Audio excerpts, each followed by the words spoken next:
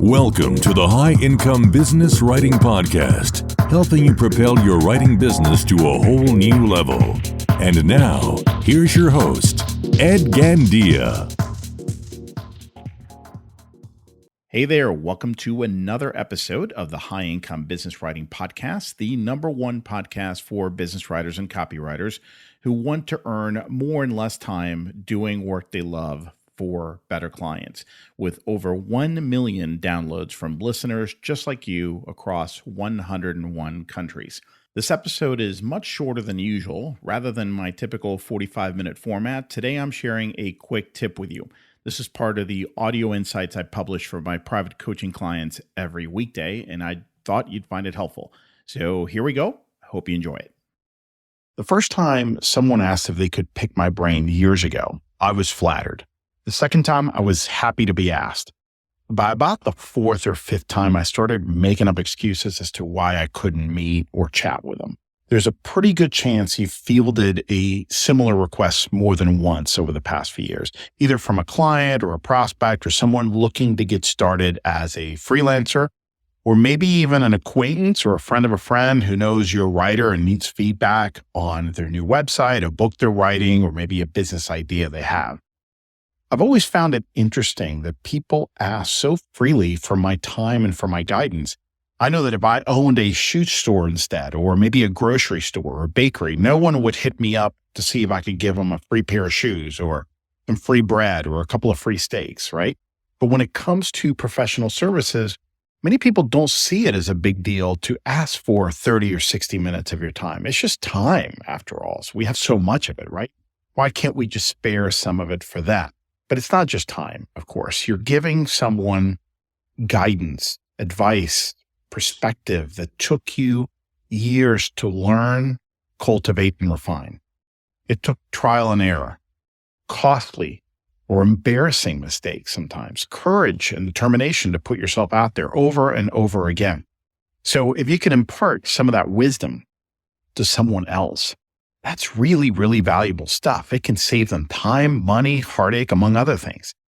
So that's why a few years ago, I started to charge for these brain-picking sessions. My response shifted from reluctance or just flat out ignoring them because I didn't want to deal with it to one of, sure, I'd be happy to hop on a call and discuss your question or issue for 1 hour. My fee is $250.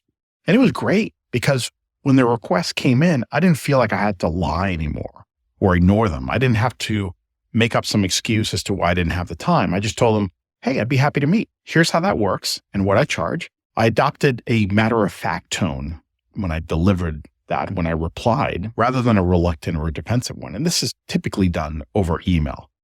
Some people politely decline. Some people never responded. But you know what? Most took me up on it. And I no longer felt that resentment I used to feel when I did this for free. Now, eventually, I started feeling like $250 was way too little for helping people get clarity on big issues.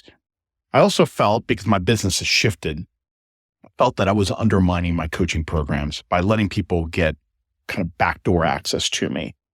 And the $250 just didn't mean that much to me anymore. It became more of I wouldn't say a nuisance, but it became a block. Many times I saw that I had that call right smack in the middle of the day. It felt more like an interruption.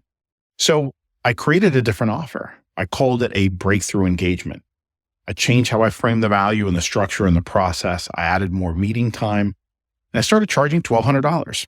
And that's how currently I basically work with people who want to pick my brain. Now, my point today isn't about the details of my offer or even about the actual fee you should charge. It's about changing how you think about your value.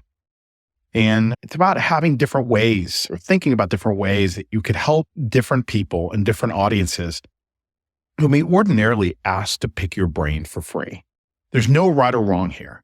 You may decide that when it comes to, for instance, peers at your level, you're happy to let them pick your brain as long as the call is, let's just say 20 or 30 minutes, no more than that, or as long as there is a mutual understanding that they return the favor someday. That's my personal policy when it comes to fellow coaches. I don't charge them for this. It's just these are people I know, and we just have a mutual understanding. But if it's a prospect or an aspiring online business owner or a friend of a friend who needs advice on their book or business idea, that's when you should have a brain picking offer of some sort. You don't have to call it that, but that's internally how I think of it. Thing is, these days, there's no excuses not to do it. There are platforms out there such as Clarity.fm that make this super easy to set up and to accept payment. So the logistics are no longer an impediment. Whatever you decide, the point is to have some sort of option for these situations. Once you do, these requests will no longer feel like a burden to you. By reframing the narrative around brain picking, you now pave the way for a culture of reciprocal respect and value exchange. And that ensures that your professional contributions are recognized and appreciated in their rightful magnitude. Well, that's it for today. I hope you enjoyed the episode. And just a quick reminder to grab your free copy of my latest book, Earn More in Less Time: The Proven Mindset, Strategies, and Actions to Prosper as a Freelance Writer. You can get your free copy at b2blauncher.com, where you will also find the detailed show notes to this and all my other episodes. Enjoy and have a great day.